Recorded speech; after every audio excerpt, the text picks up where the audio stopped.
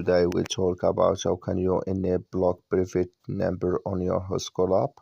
We'll go to figure out the solution on how you can do that on your app.